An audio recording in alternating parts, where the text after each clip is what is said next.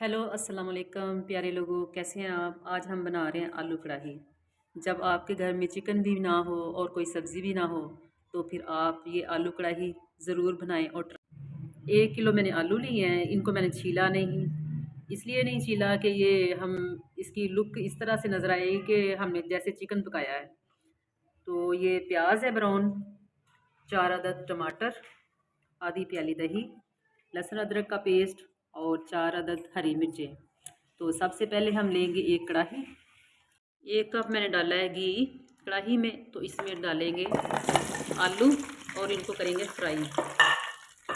मैंने आलू को छीला नहीं, आप अगर छीलना चाहें तो छील सकते हैं। लिए मैंने मिनी आलू और कुछ बड़े भी थे तो उनको मैंने दरमियान से काट लिया है।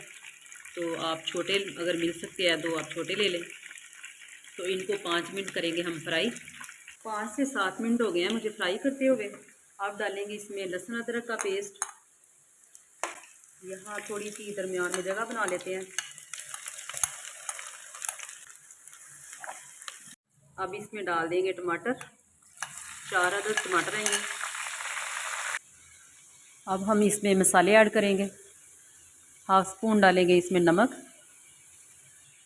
हाफ़ स्पून डालेंगे इसमें लाल मिर्ची पाउडर, हाफ़ स्पून हल्दी पाउडर, 1 स्पून डालेंगे इसमें चिकन पाउडर। इसको करेंगे अच्छे से मिक्स। हमारे आलू की अच्छे से बुनाई हो गई है। अब इसमें डालेंगे हम आधा प्याली इसमें पानी डालेंगे ताकि हमारे आलू अच्छे से गल जाएं। इसके ऊपर देंगे हम ढक्कन।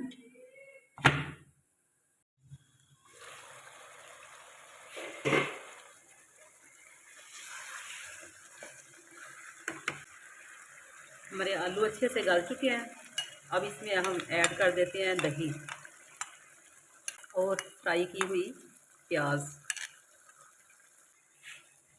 हरी मिर्चें। इसको अच्छे से मिक्स करें। इसमें डालेंगे थोड़ी सी कसूरी मेथी